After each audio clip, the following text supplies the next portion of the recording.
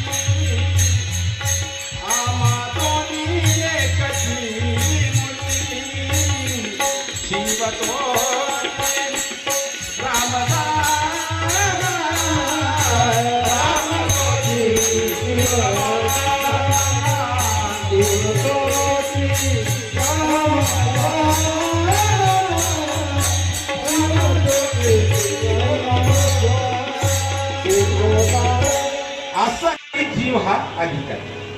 पहिला मुद्दा होता आपल्याला अधिकारी कोण. दुसरं आपलं करायचं काय आहे, कृती काय कृती करायची आहे. देवाच्या दारामध्ये उभा राहायचं आणि शिव शिव वाचे.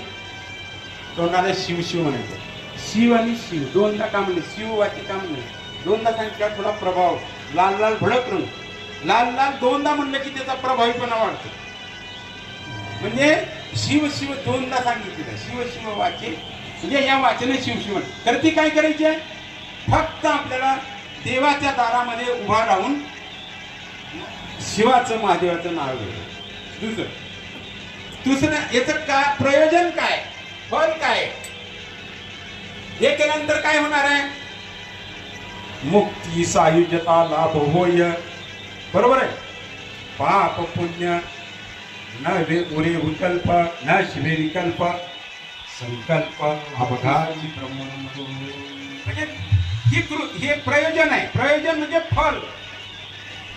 पहिलं आपण अधिकारी, दुसरा आहे कृती काय करायचं, तिसरं आहे काय, तिसरं प्रयोजन म्हणजे कारण काय, त्याचं फल काय आहे, आणि चौथं आहे प्राप्य आणि प्रापक.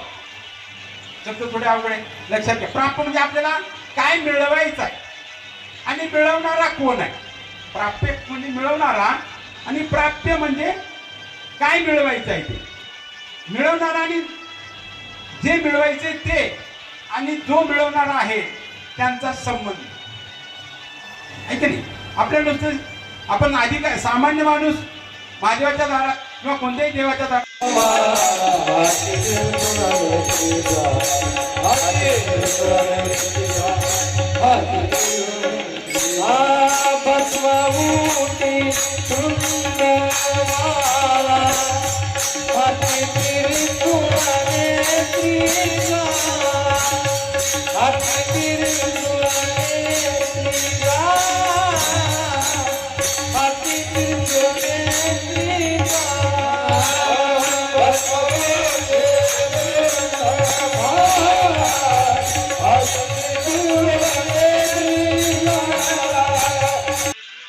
मत मारी तसे हटा, मत मारी तसे हटा, मत मारी तसे हटा, मत मारी तसे हटा, मत मारी तसे हटा.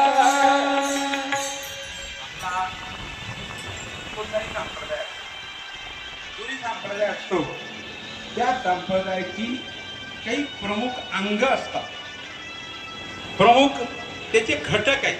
आता आम्हाला थोडं वर्गवारी करून सांगायची सवय आणि ते सर्वांना समजेल अशा पद्धतीनं. आता संप्रदाय घ्या, आपला विषय संप्रदाय. प्रत्येक संप्रदायाचं एक उपास्य दैवत असतं. आपलं उपास्य दैवत महादेव शंकर. भस्म उटी रुंड माळा हाती त्रिशूळ